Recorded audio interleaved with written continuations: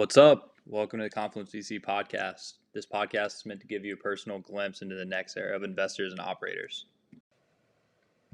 This week we had on Alexa Grabell from Pocus. Pocus is a product-led sales platform that helps go-to-market teams use data to improve customer acquisition, conversion, and expansion.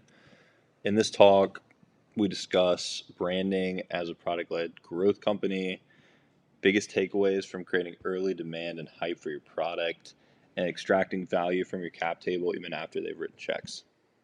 So Alexa, first off, appreciate you coming on. We like to start these talks just by learning a little bit more about you and your background. So could you give us that? Give us the quick elevator pitch of how you got to where you are today and what you're currently working on. Yeah, thank you for having me. I'm excited to be here. So, quick background on myself. I'm originally from Philadelphia. I then went to Vanderbilt where I studied engineering, went back to New York, the East Coast. I did a little bit of consulting and then finally landed at Data.Miner, where I was leading sales strategy and operations. And when I was there was a common theme of all of the requests and initiatives and projects I worked on around how to get non-technical folks on the go-to-market team, sales, customer success, marketing, access to data around how users are engaging with the product. So the product usage data that lived in places like the data warehouse or even BI tools like Looker, but not accessible to go-to-market teams. So hacked together a lot of internal solutions at Data.Miner to make it so that our sales teams and broader go-to-market teams had access to all of this rich data that can inform who they reach out to and how. I ended up leaving Data.Miner to go to Stanford for business school. I did an internship in the data space for Bar Moses, who's the CEO of Monte Carlo, and then really started to get the itch for building something and building in the data space with an intersection of sales strategy and ops.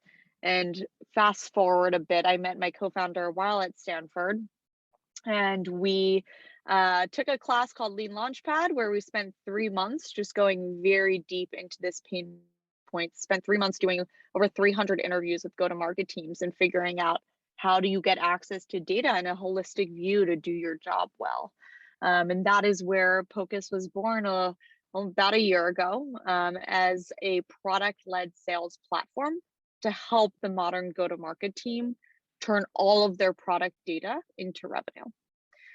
So I can keep going or touch on more about what Pocus does, but Clay, I want to make sure I touched all the points. No, that was great. I was just going to ask you to keep going and keep giving the full elevator pitch on Pocus and the problems you're solving for there. Yeah. So like I said, we are a product-led sales platform.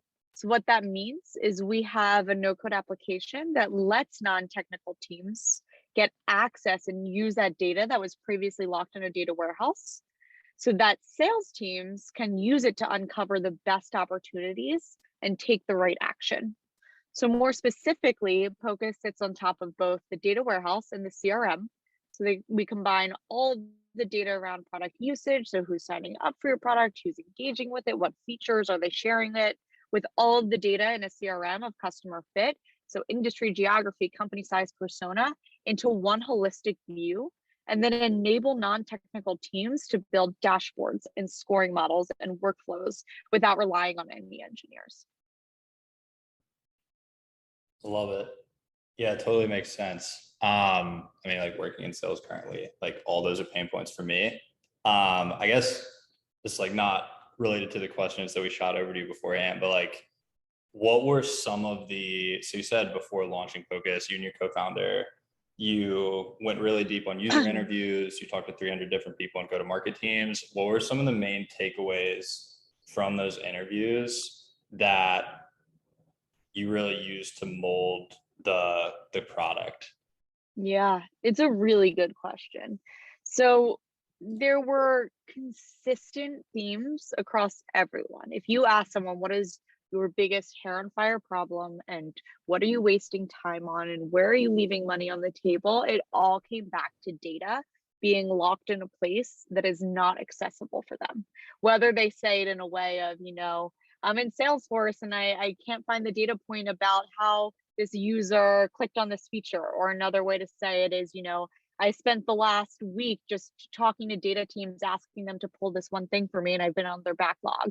Or it's, I know we're leaving money on the table because we have all these free users on the product, but we don't actually know how to figure out who they are. All of that, what it screams to me is data is everywhere and not accessible to go-to-market teams. One learning though around maybe the differences from each of the interviews, which was really impactful in informing our theses and hypotheses and ultimately our product development, is around how different every sales motion looks, especially in this product-led growth world, which I know we'll get into a little bit later in this chat. But in a product-led world where products look really different, if you are a productivity tool versus a dev tool versus e-commerce, your go-to-market looks really, really different. And how you think about customers looks really different. So it was important to us to build Pocus to be very flexible to fit the needs of each of our customers.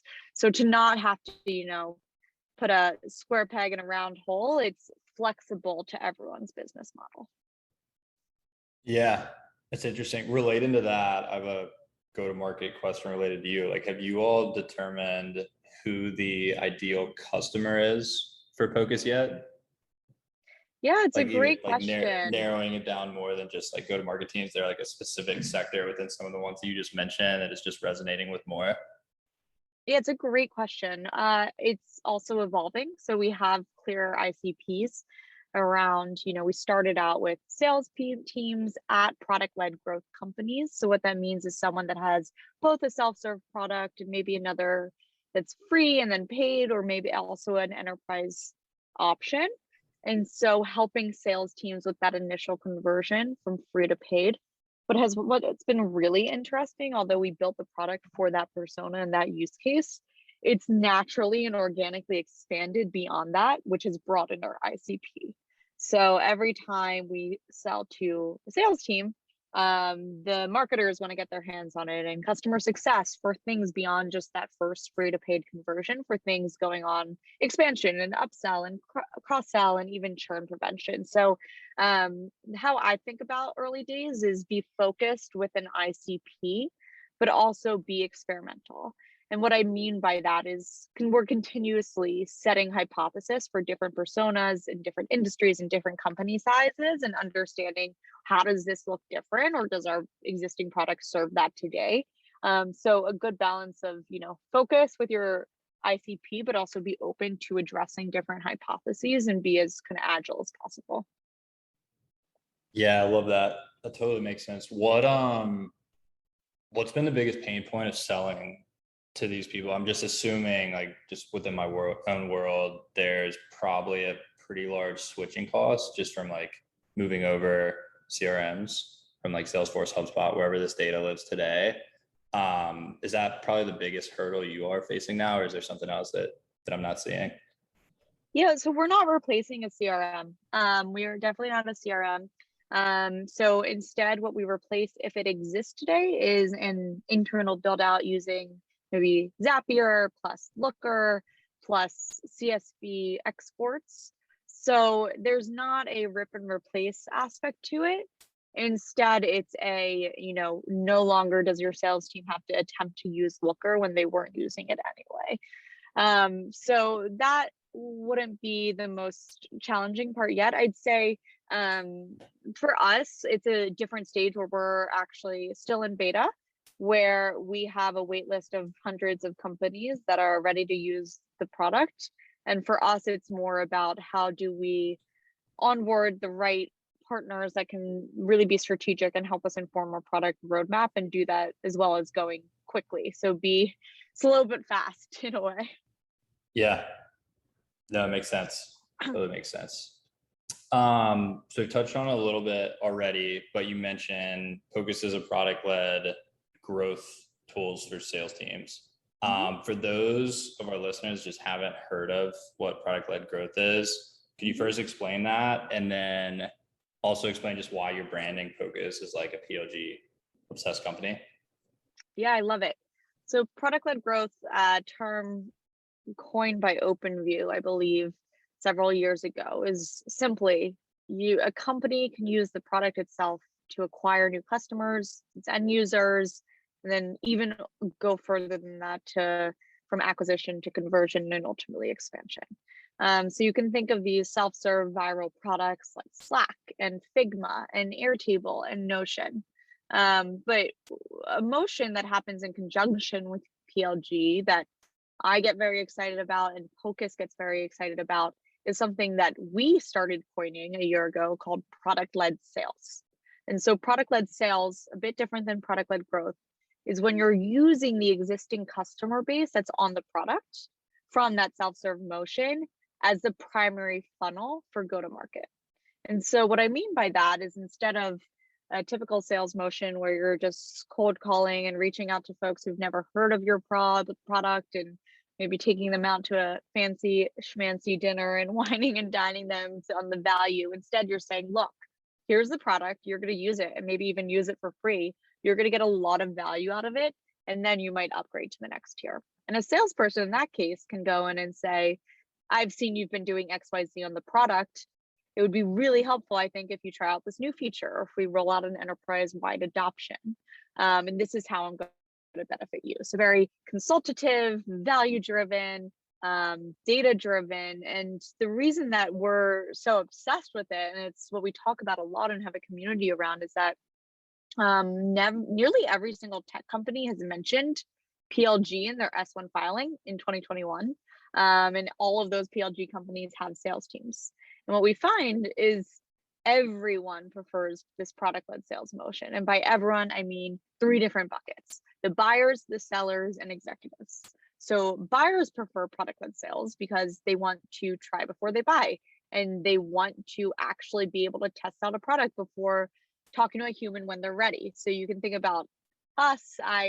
If I want to buy Calendly, for example, I'd rather not talk to someone. I'd rather just sign online and be done in 2 minutes. And sellers prefer it. They want to be able to sell to people who already love the product rather than throwing pasta at a wall and seeing what sticks.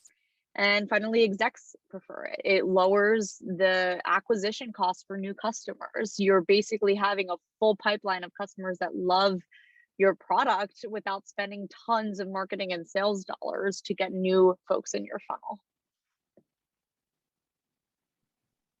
Yeah, I mean, I think it makes sense for so many different, like literally every side of the equation, like you said. I mean, again, being on the sales side, like the worst feeling you have is trying to fill out a pipeline every single week and just chasing down people. But then there's also like an educational component of that, just like getting people up to speed versus just like tapping into existing customer base, like getting them really pleased with the product, continue to get more and more value from them.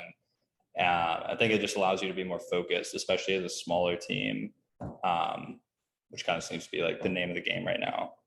Mm-hmm. So I think you're thinking about it totally right. I grew up listening to like all of OpenView stuff. Like I obsessed over that. I remember they were one of the investors that really just changed my framework about how to view different companies. So yeah, I'm interested to hear your take on that. It's interesting. Next question we had was about building hype before actually launching. So I think you've done a great job of building up demand through the waitlist and also through the Slack group. So what have been some of your biggest takeaways just from creating that early demand for Pocus? Yeah, it's a great question. So we had a non-traditional approach where we were building a community and a category and a product all simultaneously. And the demand for the product completely came from the community. And so rewinding a bit, we started the company a year ago. And when I was talking about this concept of sales teams and product-led growth companies, I realized that everyone was so hungry for frameworks and best practices, and only a few companies have codified it. If you think Slack and Dropbox and Atlassian, and earlier companies were still trying to figure it out. And this is back when, I was saying product-led sales and people were looking at me like I had 3 heads. But then we put about 20 people into a Slack group last July that I thought were early evangelists of this concept of leading the charge of sales at their product-led growth company and thinking through different business models and comp plans and strategies all around this different motion that is not traditional sales. And because people were so hungry for this information, the Slack group, it organically grew to now what's over 1,200 people. And it's a lot of frameworks, and we've put out from the conversations in the community benchmark reports and playbooks on product-led sales. And product-led sales is becoming more and more of a common name in companies. People are changing their title to it. So we built this community and the category of product-led sales while also building our product roadmap.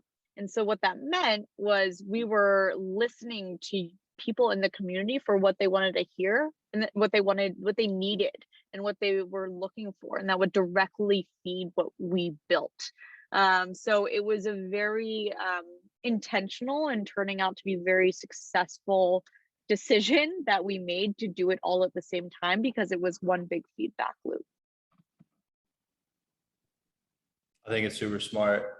And yeah, I mean, I highly encourage anybody that's looking at this type of software to join your Slack group, hop on the wait list, just continue to build demand up that way. How do you think about, I was thinking about this when you were talking just a second ago, but like, how do you think about like building categories in terms of like positioning? Yeah. Obviously there's a lot of advantages there that are probably like not necessarily tangible, but there's something to be said about like creating a category versus planning in an existing category. I think you guys are more so focusing on building and creating a category from scratch. Was that intentional, or like, do you have any thoughts around that? Yeah, my take on building a category, so versus not, it's a versus fitting into another one. So there's two decisions to be made. There's one, it's do you need to create a category or do you fit into another? And then once you decide, yes, we need to create our own category, it's how do you go about it? And to answer the first question, the reason why we knew we had to create a new category is this just didn't exist. Like, there are traditional enterprise sales playbooks and tech stack and comp plans and all of that stuff that exists, and that is just not what we're doing. This is a new concept. So the easy answer for us was, we knew this was a new category. It's not just a product that can be out there, it's a different type of person and a different type of motion. And so then when creating the category, there's different ways to do it, and we were very intentional about having a community driven category building approach. So I will never go out there and say, I am the 100% expert on product-led sales, and let me tell you how to do it. And I am going to, in the product, tell you all of the reasons why this is the right way. First of all, I just think that's like, even if I probably know about this more than 99 percentile of people, it's every business looks different. Instead, what to do is say, all right, community, now 1,200 people, how are you doing this? How do you think about this? Let's hash it out. Let's debate. Let's get the smartest people in the room and talk about what this should look like and what you found works and what others disagree with and what others agree with. So creating the best practices of the category with others, because the reality is every business looks different, and everyone has a really unique perspective. So it's how do you, I think about it is just synthesizing what everyone else is doing into something that makes sense for the majority of people, rather than taking a very kind of, this is the one way to do it. Totally. Yeah, that makes sense. Switching gears a bit, but you all have already been able to attract some pretty big name investors, and a lot of them have been pretty helpful in just getting your name out there. What is something you've done, could be more than one thing, that's allowed you to extract value from these from the members of your cap table after they've written checks? Yeah, it's a great question.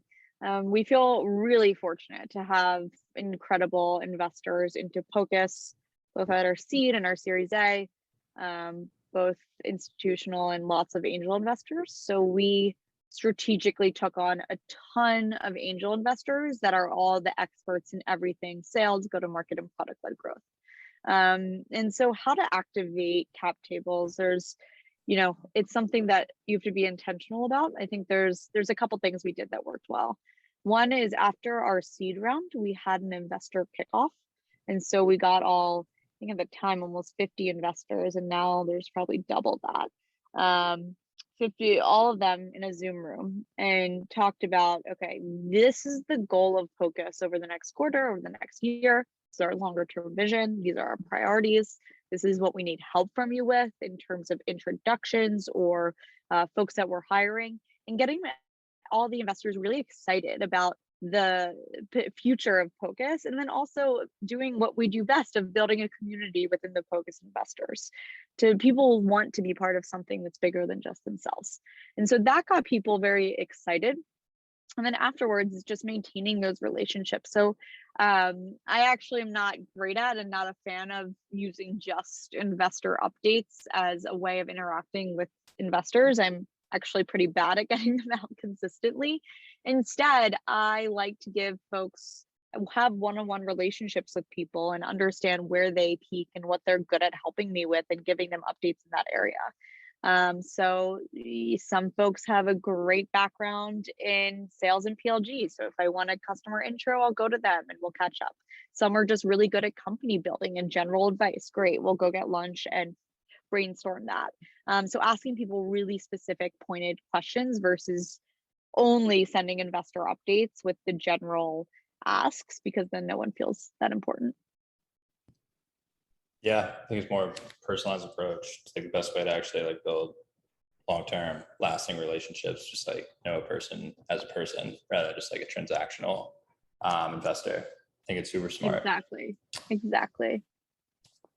Well, cool. That is the core questions we have. You want to run through quickfire? Let's do it. Cool. So these are just the last 4 questions we have. We have them at the end. They're just supposed to be they're supposed to be answered in 2 sentences or less. We have a pretty bad hit rate of actually doing that. But rough guideline is to try to answer them in 2 sentences or less. First one is, what's a recommendation you hear regularly that you think is bad advice? Yeah, every single person told me to build a product before a community. And I know the fact that we built it all together made us move 10 times faster and build a product in less than half the time than any of our competitors. So it was a blessing to build it at the same time. Totally. Do you think that like community-led growth is going to be like one of the default go-to-market motions for teams over the next like 5 to 10 years? Absolutely. And I think it's very closely tied to product-led growth. I think they go hand in hand, and yeah, I couldn't agree more. We've talked to some other guests in the past that have kind of echoed the same thing. I mean, it just seems like it's this decade's network effects. Like it's like the moat that everybody's chasing. And it's like really tough to replicate community. You can replicate features and other things, but like can't replicate a community. So I couldn't agree more. Next one we've got, in the last year, what new belief, behavior, or habit has most improved your life? I would say having thick skin and gamifying learning opportunities. So what I mean by that is 10 things are going to go wrong every day. Instead of getting, sad about it or demotivated, it's all right, how can I learn from this and gamify it and make sure that next time this happens, I can remember and do it a different way. Love that. What is one piece of advice that you give to somebody starting a company today? Don't take yourself too seriously. It's a very long journey, and it's worth it to have fun and find people that you enjoy working with and laughing with along the way, so that you can look back and not think about the experience as torture, but rather some of the best years. 100%. Yeah, I feel like success is not a final destination. Forget who said that, but that's resonated with me. It's like the process of getting to where you want to get. It's like that's what actually matters more than like the final output. Last one we've got, if you had one ask for our listeners, what would that ask be? Yeah, I mean, I'd love to hear from you. As I mentioned before, I love learning from others in their community or elsewhere around how they think of go-to-market. I like hearing people disagree with me and agree and debate it. So if you ever want to chat, sign up for a community or a newsletter, or just send me a note through there, and I'd love to hear from you. Love it. Yeah, we'll plug that. I mean, I can vouch personally, like I'm a member of the Slack group. It's been really engaging. Just get like good takeaways and feedback in there. So anybody in a sales organization looking to level up, join Pocus. Waitlist is it's just pocus.com, correct? Pocus.com/community, and there's or just pocus.com to find information about our waitlist and our newsletter. Sweet. Yeah, we'll add all that. Make you guys look good. Awesome. Well, yeah, Alexa, this has been amazing. Really appreciate you answering cold emails. But yeah, we will get this cleaned up. We'll shoot it back over to you and your team. Make sure you have plenty of time to review it. Make sure everything looks good. If anything doesn't look good, just let us know. We can cut it out. And then from there, just like let us know what date works best for you. It's early June. We can be super flexible and line it up with the Series A announcement. And yeah, just hopefully push some more press you guys' way. Awesome. Thank you so much. It was so nice meeting you and great chatting. Yeah, you too. Appreciate you saying yes again. And yeah, just look out for an email from me. Just shooting all this over, and we can just take it from there if that works for you. Amazing. Perfect. I will talk to you soon. Cool. Thanks, Alexa. Bye. Later. Huge thanks again to Alexa for coming on this week, and we hope that each of you were able to pick up something valuable from this talk. If you're looking to get in touch with her, you can find her social info, which is linked in the description below. And if you want to learn more about Pocus, you can check out their website. That's pocus.com. For next steps, if each of you have not submitted your info to become a member yet, you can do that through our website at www.Confluence.VC. And also, if you want to become a subscriber to the newsletter, we offer a ton of free resources in there each and every week meant to help you become better at your individual roles. You can subscribe there at www.confluence.substack.com. Hope that helps. Hope to hear from y'all soon.